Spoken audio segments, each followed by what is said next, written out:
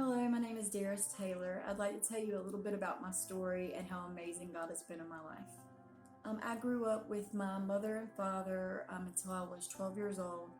My mom died of a brain aneurysm. Growing up with my father was difficult. He was a drug addict.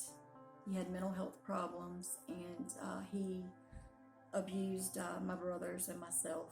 My brothers was more neglect and physical, and mine was neglect and sexual. God, to me, didn't really understand him because I prayed to him when my mother was dying that he would save her, and she still died. And while I was being abused, I prayed to God that the abuse would stop, and the abuse continued until I was 16 or 17. So I didn't really understand why a God that loved me so much would allow bad things to happen. So I wanted my life to be different than what I had grew up with poverty and everything. So directly after high school, I went to nursing school, and I was valedictorian of my nursing class. My start into my drug addiction was when I was young. When my dad would abuse me, he would give me pain medication to, subdue me. When I became a registered nurse, I had access to narcotics, and I had learned early on in my life that narcotics, pain medications helped me with not only physical pain, but emotional pain. It helped me to be numb throughout my life. My life as an addict was not a life at all. It was a matter of surviving. I had a very, very lonely life. I didn't go out and party. I spent most of my time by myself getting high. I wanted to be numb, and I was willing to do that at any cost. When I was 32, I became pregnant, and my fiance, he actually died in bed beside me of a drug overdose. So I had my son on my own and raised my son on my own until he was 4.5. When my son was 4.5 years old, I realized that I could no longer care for him. I was not emotionally or mentally available for him, and I could see that I was beginning to neglect him the way my father did me, and I did not want my child to live that life. He deserved much better than that. When I gave up my son for adoption, I felt like my life was over. I didn't have a reason to live anymore. Soon after I lost or gave up custody of my son, I overdosed. The paramedic, the first thing she said to me was, "Do you know God? If you don't know God, He knows you because He just brought you back from the dead."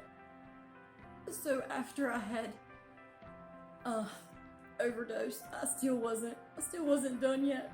I still miss my son, and I was hanging out with some really bad people when I got into a car accident. I heard this voice that I know was God, and He said, "I'm not done with you yet." So from the night on after the car crash, I didn't use drugs anymore. That experience with God it shook my world, and I drove to Georgia. It was either in my life or drive to Georgia and get help. So in August of 2019, I drove to Georgia to get into a sober living community. So when I got to Georgia, within the first week, I had been invited to church by another person in the program, and Troy had picked us up for church, and we went to church together, and I also met his wife Sarah, and we went out to eat after church. And what I really remember is that they talked to me like I was a person. And I hadn't had that in a long time. So not long after that, they actually invited me to live with them. So I would have community and people around me that were headed in the right direction, so I wouldn't be alone. It just made me feel like somebody really trusted me and that I had a chance. God has provided for me in numerous ways since I got to Georgia and turned my life over to Him. He got me an amazing job. I had prayed to God. I said, God, wouldn't it be cool if I could get a job in the medical field where I didn't have to deal with narcotics? And within a couple of days, He had gotten me a job in optics where I don't deal with drugs at all. And I've gone from the very bottom frame specialist to assistant sales manager to now I'm sales manager of the store that I work in now. The most important thing that God has given me since I've been here is family.